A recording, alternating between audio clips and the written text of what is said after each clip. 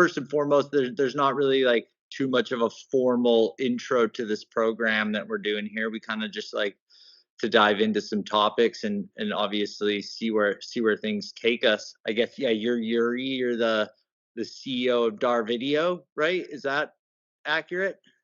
That's true. CEO and the founder and just managing director and producer. So I mean, I'm all in the process. Yeah, maybe just take me through a little bit of how you got into the world of motion graphics and animation. I think there's a few things we want to talk about today. First, I think kind of just tell me your journey in life a little bit because it's been a while since I popped on a podcast with a complete stranger where I'm like, okay, like I kind of need to learn about you too while we go.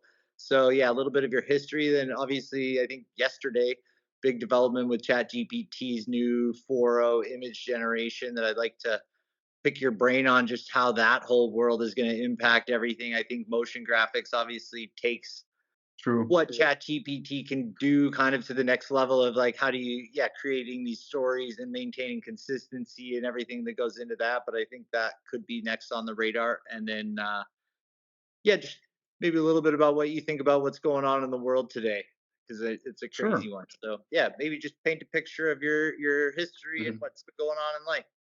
Yeah, happy to share. And yeah, that's quite a long history. So I'm in video production animation more than 15 years, maybe even 20. So I started filming first. I mean, my like way to video production and commercial and animation started with just buying a camera and filming. And I just bought one. Nobody has had cameras at that time. It was like early, I don't know, maybe 2005, 2007. And I was really fond of filming, editing. It's just the only first versions of Adobe Premiere Pro um, were released, and I was so thirsty trying them out. So it was really, really great passion, just filming everything. I mean, not just nearly everything. What kind of camera did you get first? It was MiniDV, Sony, Okay, yeah, just yeah. Handycam, yeah. Totally. It's But funny. I sorry to just interject, but I grew up snowboarding, and we were like that whole culture was very on the forefront of video cameras, and I had a mini DV camera, like doing firewire transfers over to the computer. So that's funny. Anyway, keep going. right, yeah. At that time, filming on the smartphone was not possible, but you had a chance to buy additional module to attach it to your phone in order to make filming. So it's like, Totally. Yeah. but yeah, very quite soon I realized that a real filming and the possibilities to develop myself as a person in video is just some companies or TV channels. So right after the university, I started working on a local TV channel. Was a small TV channel. It was news department, and I was producing. They called it operative graphics. It means when they need something for the news very urgent, you just produce it with Adobe After Effects. Hmm. So yeah, I was just on daily basis producing a lot of graphics for the news. That's pretty So cool. that just made me like gave me understanding of a lot of basics of the graphics.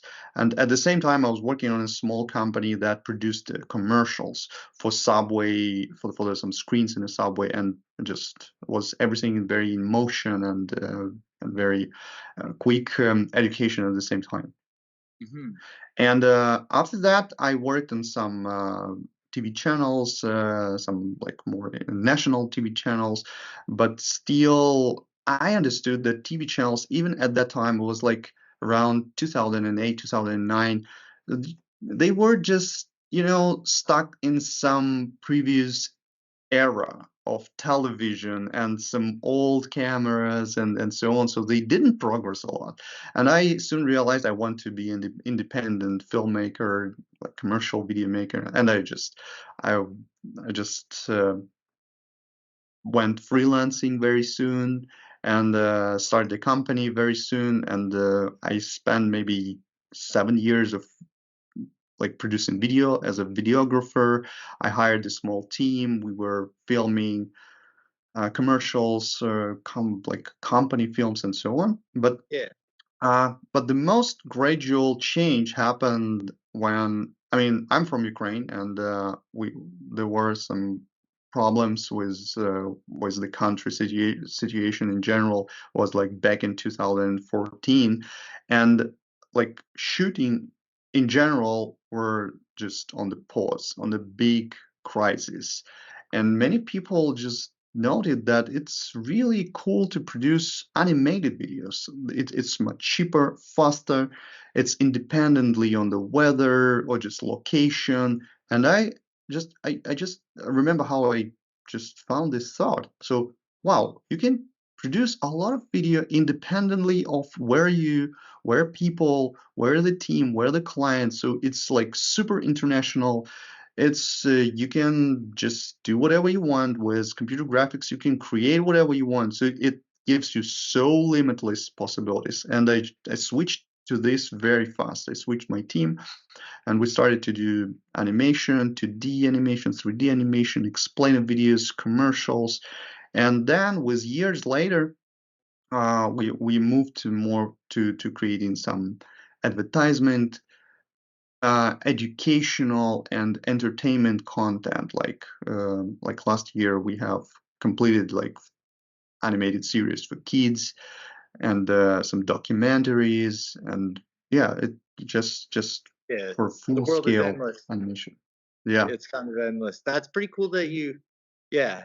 It's interesting because to me, I've dabbled a bit with like After Effects and like obviously video editing that hearing you talk about just yeah, the limitations of just having to go somewhere and film something versus like being able to work and kind of tell a story regardless of your location, which I think to me at this point it's like yeah, learning to do the animation and like or stop motion. I've seen some of that. It almost seems more laborious to me than it is to like get a camera and like just go somewhere. But like that's why obviously we're connected and exploring a partnership together in life because I value what it is that you guys are capable of when it comes to like, yeah, how do you tell a story? And I think with animation sometimes, and Pixar's been big at this, is just like sometimes you can tell more of the story through animation because of the whimsical nature of just it's not real, so it allows you to like focus on very real topics and it not necessarily hit the same way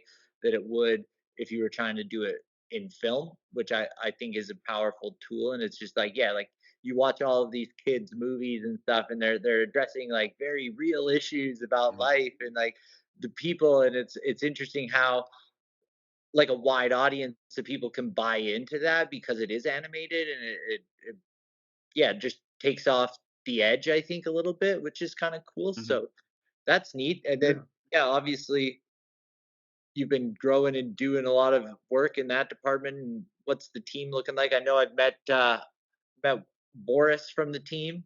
And are you all Ukrainian? Most of them, most of my team are Ukrainians. You know, with the war of the last years, many people just flee Ukraine, same as me. So I've relocated to Miami. But I mean, most of these people are Ukrainian. We definitely work with international people as well, such as voiceover talents, some script writers, and some other stuff. I mean, we try to involve international artists and animators. It really enriches our experience and our team. Cool. Well, I'd like to know a little bit why you picked Miami and tell me a little bit about, yeah, just what life is like in Miami. I've lived in the US a lot, like New York, Arizona, the West Coast. I've never been to Miami, which is, it seems like it would be just a crazy, fascinating place with all that Latin culture there. So maybe, yeah, how come you decided on Miami and what's your take on it so far? That's true. Yeah, that's true. When I came here, I didn't know. I mean, what the situation is here, and now I understand that some people who relocate from the central states of America to Miami, and they say, "Oh, when we come here, our relatives say." you leave the territory of United States. So it's like totally Yeah. different culture. It's really, really a lot influenced by Latin culture. Mhm. Maybe more than 50% people here just Latin or just have Latin origin. So Yeah. it's influences. Uh, to Have you been my doing your salsa dancing or anything while you've been down there? Have you gotten I immersed in it, actually or you do work all the time? I actually learned it in Ukraine. So yeah, I danced in Ukraine. Oh, you're a Salsa a ninja. little bit, bachata a little bit. Yeah. That's But my wife, she's a dancer, and she's happy um, to try dancing techniques here. She dances tango, which is also okay. very Yeah. Argentinian here. So yeah, yeah. But yeah, I'm when I came here, I was my first question was, so is there any film production? Is there animation production? Is there people of this kind, or community of this kind? I would say it's a pity to say, but the community is really small, Yeah. and even take into the account that the college, I mean, Miami, one of the main like educational facilities here in center of Miami, they teach animators, so they have the faculty for animators. But I asked like the dean of the faculty, hey, so what do these animators do here in Miami? It's like hotels and stuff like this and tourism. And they say, yeah, we send them to the cruise ships because the cruise ships have a lot of screens and multimedia. Yeah. So they just do graphics for that screens. So this Interesting. is part of the reality. Yeah. Yeah, I would say that when I think of Miami and I think of the film industry, I think of yeah, probably more the adult film industries where all those people ended up migrating to. Yeah, obviously there's other things too, but that's pretty cool. I guess. Yeah, what's your take on just the world of like AI and I know yeah, ChatGPT just released its 4.0 image generation that seems to have upended the world today. I forget what the anime style, but there's like a Japanese anime guy out there that's just like scratching his head today because basically overnight the entire world was given access to his anime style, and it's like you're just seeing all of these different like pop culture moments popping up in this guy's style, and it's that would be definitely very frustrating as far as like a creative that like has spent their entire life honing a specific style and like became famous for it, and now it's just completely accessible by everyone. My thing as a creative growing up in today's world, it's completely like upended everything. Where like, yeah, I spent 2005 is kind of when I got into graphic design and like had Adobe CS4 and 5 and like had to go buy the discs and install them to like to today where there's so many tools out there. There's endless supply of them from like obviously Adobe Creative Suite is kind of like a powerhouse there, but there's all these like free ones with video editing, CapCut, like being able to generate images and video. Like I've had a lot of criticism around where it's been, but it seems like at least they've taken a large step in the image generation side of it, which yeah, I'd just be curious to get your take on what you're Yeah. noticing in that arena and how to prepare for it in business and creativity. Yeah. That's what I mean. Talking about this can just take Yeah, hours, but really, because a totally. lot of hypotheses, a lot of cases in this area, a lot of biases and stuff like this. But okay, let's maybe do some most interesting takeaways or something like this. So it's very hard to implement AI to the existing processes when people just draw by the hands and just animate um, with their skills. To be very honest, so I tried and I asked our artists and all our creative staff, please try to implement it, try to use a little bit and just there's more and more AI. And to be very honest, and not so many people really use it. I mean, at the same time, there's a new, I would say, like segment of people uh, just evolving, like AI artists, and those people never were in, creative process. They came from nowhere, and this like a whole new flow, whole new segment, whole new market for this kind of stuff. And let's again try to split. There's a mass culture, like creating stories, creating avatars, just whatever, the turning films into animation and stuff like this and stuff like this. So, and this is happening like everywhere because everybody is curious, everybody's trying Sora, everybody's experimenting with MidJourney. So we don't really often see super quality stuff there, but we see a lot of new kind of content, right? Mhm. At the same time, big companies also quite they try to do something with that. And like a month ago, I've been to Kids Screen, which is one of the biggest like kids content forum here in the United States, and all the major like players like Nickelodeon, like like I mean everybody, Disney, Disney like everybody Plus. was. And I would say I was surprised how small attention to AI they pay. So they still utilize the traditional animation and filming and stuff like this, and only new like newbies, like new like strange weird people try to use it and to create some new content.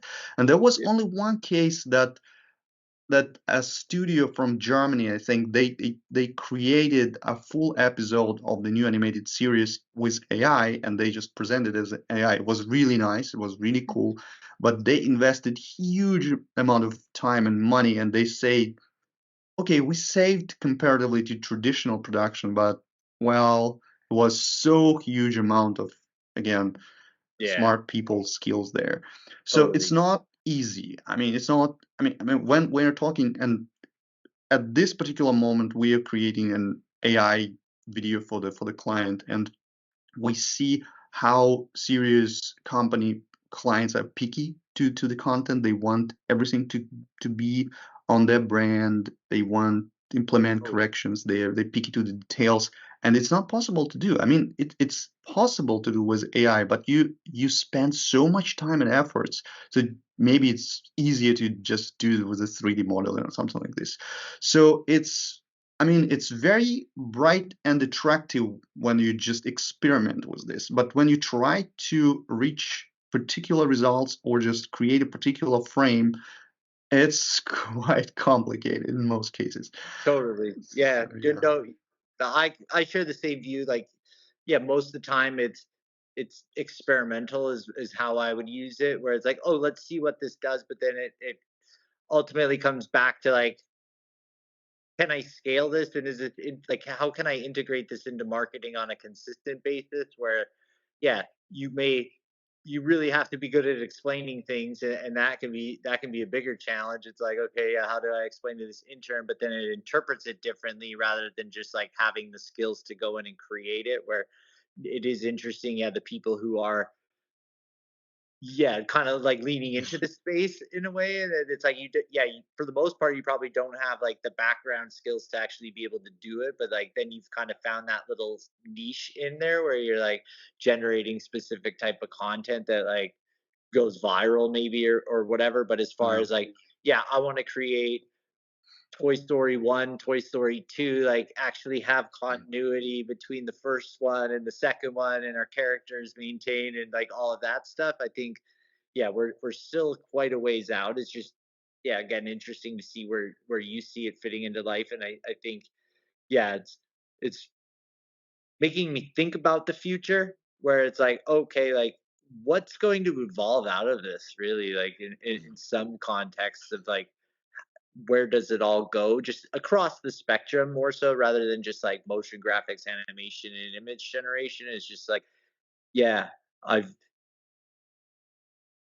the questions, that's like if you can ask good questions and almost be a good manager, like you can work with AI well, which like really reinforces like that ability to do that. But like, yeah, how do you save some of these variables to be used later and like that whole thing versus just like, yeah, like you said, Disney and anyone who's been working in the industry for a long time kind of just they have these processes that are going to deliver a consistent and predictable result. Where like I think yeah, AI, it's there's a wild card in there of like what am I truly going to get? It might surprise me well, it might surprise me like poorly, but then okay, how do you just continue to do this day in day out is kind of the mystery Yeah. where I'm at. Yeah, but when it goes to professional content, you whatever you create, you want to control everything. You want Right. to control every pixel, every color aspect, and so on. I mean, it's like one of our clients say, "Hey, we want everything in our brand," and we say, "Hey, the AI generation tools don't follow your brand Yeah, color." they're I not mean, like layer. they do, but it's not sharp as it would do by hand. So, and Yeah, this is the it's barrier. cool. I guess yeah, like if someone's looking to get into motion graphics as like someone new to the world, like where would you point someone these days if they were like how do I learn about motion graphics and should I get into it? Are you like get online, get on YouTube or maybe go to school in Miami and join the program? Well, today, like every new knowledge comes from, I mean, firstly comes from YouTube. So you definitely have to explore YouTube, watch whatever you like, and you know, today graphics and animation and this industry has so many different directions where you can like go and evolve. So it's good to choose something.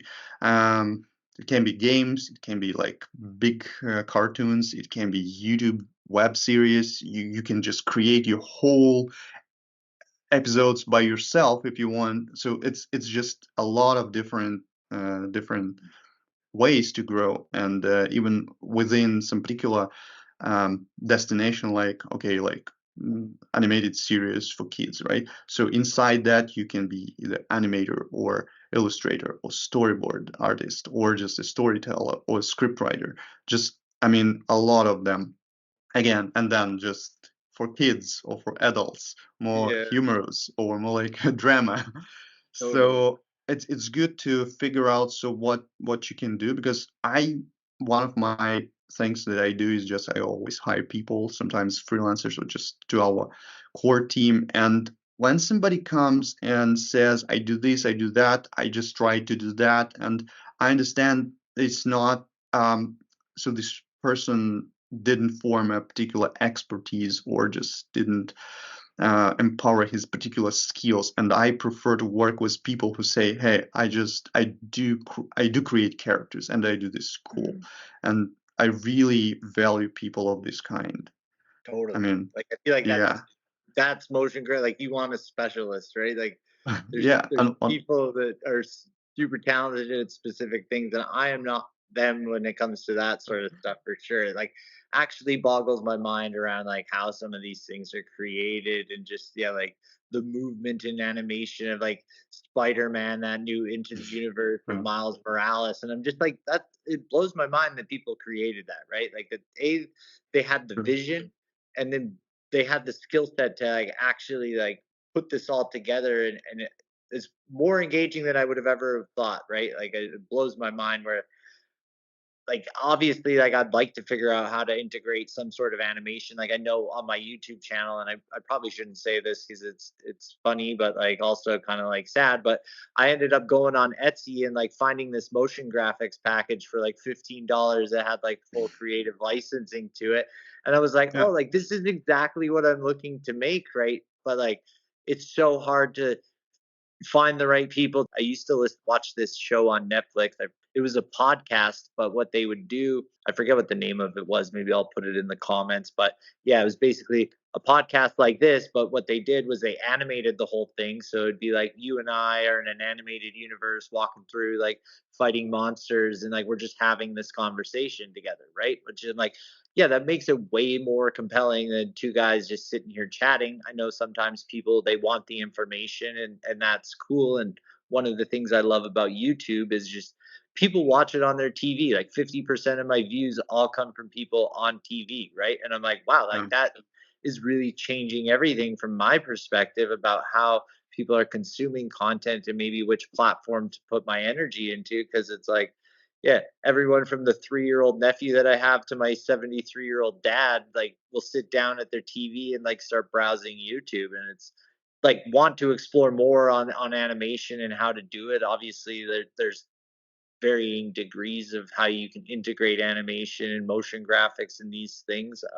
Yeah, I'm very curious about the workflow from your perspective on like how this stuff works, because there are just so many tools out there that it's like which Yeah, ones you choose. And yeah, obviously 2D animation versus a 3D animation probably changes which platforms you're going to go into. Um, yeah, yeah, I don't that's know. I don't know if that's a question or something, but like you're free to talk about it. so yeah, this is very interesting question, and a lot can be said about it. And yeah, so we need to split the 2D animation pipeline and 3D animation pipeline. Two different teams, different pipelines, budgets, and time of production. So if we are saying about 2D animation, everything starts with the script, right? And script, we have a separate person, the script writer, who just does Yeah, the text. And I mean, this is very important part. Today, many yeah, clients just send us ChatGPT script and say, hey, we have an ideal script, it's approved. We just open it and say, hey, no, it's not good. yeah, And yeah, so human touch is also needed. So it's a script writer. And the next stage is storyboard. In the early stages, we just didn't use it, but then we understood that storyboarding is something that people, most people reading the script, they don't understand the script. But when they see the storyboard, they start to understand what the visual will be, and we try to pay attention to this kind of stuff. So the storyboard is done very fast. It's just some sketches, but it really depicts some understanding yeah, of the scenes. totally. I Uh, think that's one thing that definitely goes underappreciated in life, because just yeah, creatively from my perspective, it's like I see something and then yeah, sometimes just telling someone what you're thinking versus like a little glimpse of like, no, like this is kind of camera angle, this is the uh-huh. positioning, like this is the way it's framed, right? And like that starts to click in people's brain, like, oh, okay, like I see this, like continue. Mhm. Yeah, yeah. We use boards for creating storyboards, and I mean, highly recommend. I mean, there are a lot of like different tools, but this kind of stuff very easy to command, very easy to share with the client, and yeah, very just techie thing. The next stage is not very obvious and not like sometimes we skip it, sometimes not. It's animatic. So animatics are very important to complicated projects, but for simple projects when it should be done in a short amount of time, so we skip it. But it's really good and it's really important to show when you do something really artistic and complicated and a lot of characters, and timing is important. So animatic is just very, very, very simple, rough animation, just but with the sound, with the voiceover, with the music, with the pace, so you just understand the video. And so the two biggest parts left is creating illustrations and creating animation. It's two different teams. So illustrations are created by artists, so they just draw, just do it in Vector or Photoshop in Illustrator. So, but it's just still pictures, right? So it's creating characters and improving the characters is just backgrounds or just layouts. So it's just pictures. And yeah, the finalizing part is animation when everything is assembled together. They just take those pictures, they just split it into layers, they just animate characters, animate leaves, animate objects, titles, everything. And they just assemble it with the voiceover. So I would say three equal important stages. First stage is storyboard and like script and storyboard. Second Yeah, stage is drawing, illustrations, and the last is animation.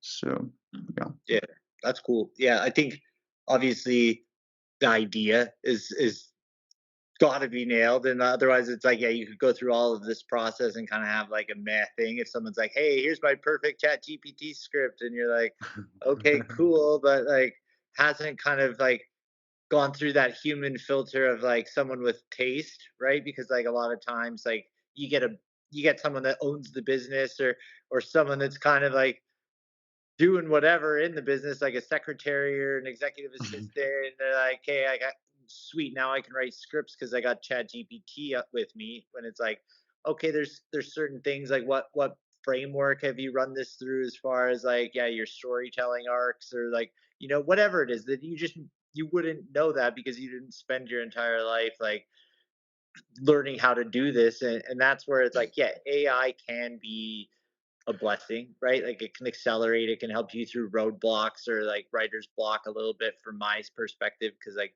I like to be the editor more than like, let's start with a blank page, right? Like the blank page Mhm. can be overwhelming. It just Yeah. yeah, I think for people working with you, just understand that like, hey, cool. If maybe Chat GPT could distill like maybe a little bit of the concept, but like that needs to run through people to be like, okay, this is where we're trying to get to is in terms of like what we want people to feel when they're done watching it, and like maybe here are some ways Mhm. to get there a little more efficiently. Which yeah, if you don't have that, that's the foundation upon which everything is built, right? And then it's kind Mhm. of cool to learn about yeah just the illustrations and how those things become all the layers like I guess one question I have that I've always had is like yeah obviously like I've watched a lot of like stop motion animation videos where it's like they're kind of like documenting the the story the whole way around like how many illustrations does an illustrator have to come up with in order to like make a little animation like is it like you set one scene and as long as all the things are Mhm. there that the animator can kind of go in and like move things around and do whatever they have to do, or are you like, nope, there's 30 frames, like you need to draw 30 different things, kind of a thing. Let's then educate a little bit. I mean, so there's technique in animation called frame by frame animation or classic animation, right? So within that technique, you barely draw every single frame, right? So it's not like 30 frames per second, but it's around it can be like 12 per Okay. second. But again, even within this style, within this technique, you don't really make super unique frames, right? So you make the keyframes, which is like every 2 seconds, for instance, every 3 seconds, and then you just do. It's called phasing when you just do the phases of the key Yeah. illustration, right? So this is very like time and resource consuming demanding technique. So we are not talking much about it because it's not so popular due to its expensive and Yeah. due to the time. But in most what we do is call it puppet animation or just 2D animation, right? Mm. And here we always, when we start to create an like animated video, like for 60, let's say 60 seconds, right? So we try to understand how dynamic it should be. Sometimes it's just a presentation, but sometimes it's just a very involving and dynamic video. And I would say so if a 60-second animation has around 20 unique like scenes, like Mm. illustrations. So it's very dynamic and nice and very involving. If so, it means like every 3 seconds we have the Right. new scene, right? It's good. Yeah, Uh, keeps people going. even if so, if it's like every 5 seconds new frame, well, it's not dynamic. So Yeah. you try to figure out. It's getting into like a little bit of a slideshow position at that point, 5 seconds change.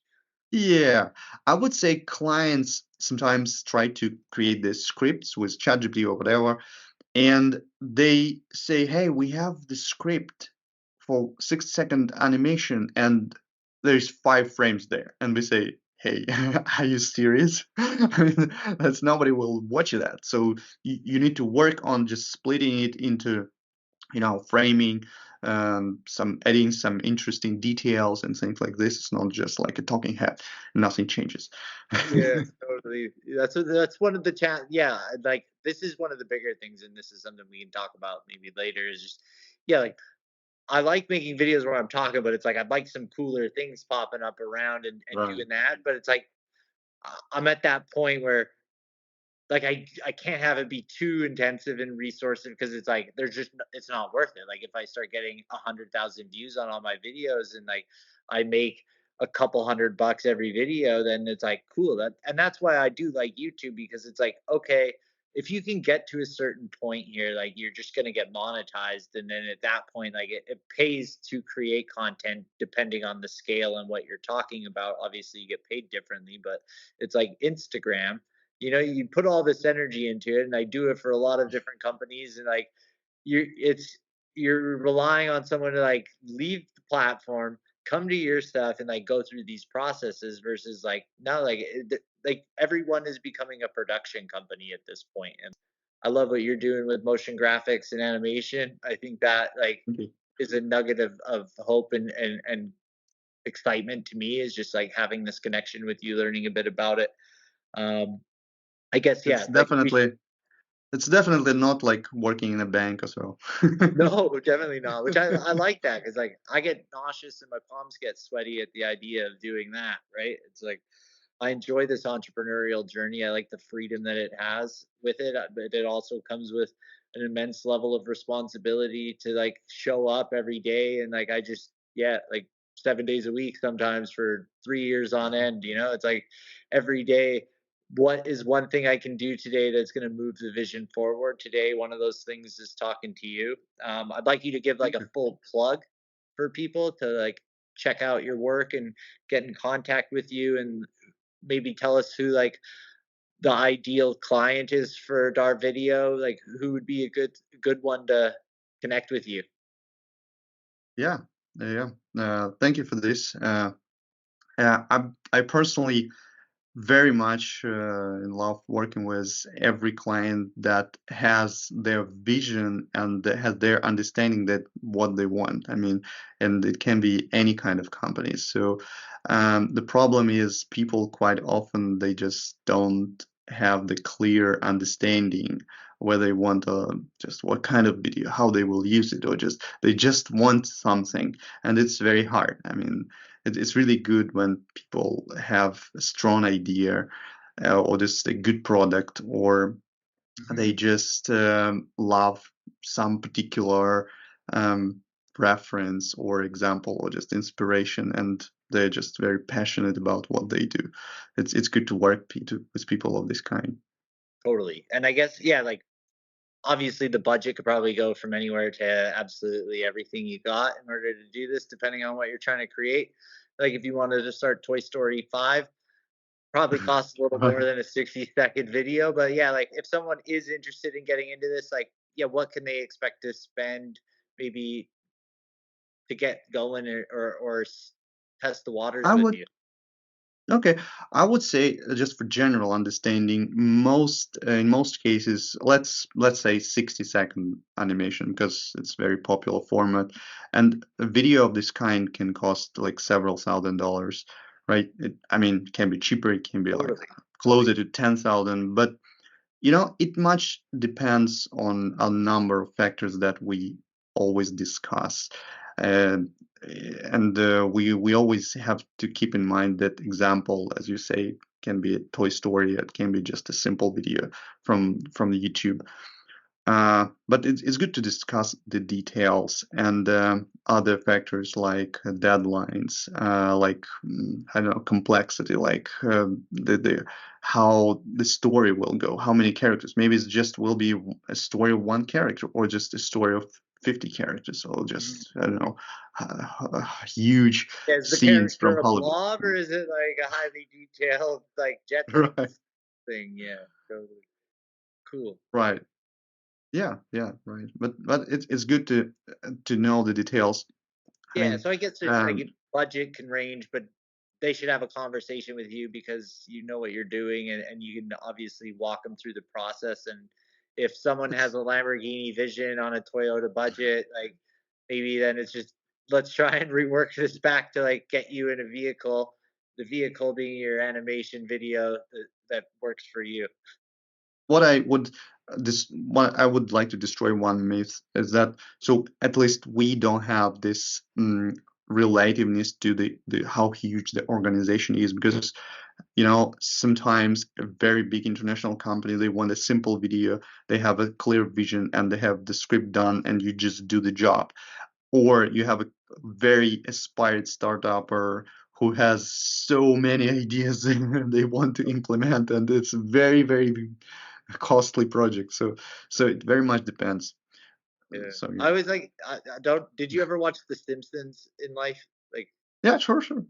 there was one episode, and I always like to tell this because, like, obviously we both do creative things. Your creativity versus mine, a little different, but like, I always there was one episode where Homer Simpson had a brother who owned like a car manufacturing company, and Uh-huh. like Homer got to design a car, and it ended up being the world's most expensive car and bankrupted the company. And it was like that's kind of like what it's like working with people at times where they're like they come in and they just have this crazy idea. I'm like, hey, okay, like that Right. might not be where we're at today budget wise. Like we can obviously do these things, but like get ready to pay for it. And I always just say like, yeah, if you it's always good to get aligned with an experts and have those conversations early so that they can at least kind of guide you down a path that like is Hmm. going to get you something that you want, right? And like Yeah, not break the and bank. And again, for instance, we are in our studio, we have the standard prices. So you just can go to the website and check the prices. And if you want something standard, you can just order it right now, right? And be quite clear with the price. But at the same time, if you have some idea you want to discuss, you want to find a better way to implementation, you want to discuss what format will work better. Sometimes we just on an initial call, people come to us and they say we want 2D animation, and it turns that they want 3D or they want AI or they want some filming. So it's just, Yeah, that's why I'm talking about. It's good when somebody has a clear vision, but if you don't have a vision, we spend several meetings just to find the right format, idea, shape, and so on. So it's mm, also kind of a journey to find. totally. It's a journey indeed for sure. In many ways more than just one, but I appreciate you coming on the podcast there, Yuri. It's been nice to pick your brain. It's been nice to chat about all these things with you. And hopefully we didn't scare you off and you'll come back and grace our visitors and audience with another chat. I would really appreciate, and it was my pleasure to spend this hour with you and to share whatever I could share. Yeah, absolutely. I think it was good. Yeah, and I appreciate your patience while we got this baby set up. But I think this it was worth a few minutes to just get up. My camera's looking much better. I hope the audio's good, and we'll see what Yeah, happens when it comes out. And yeah, till next sure. time.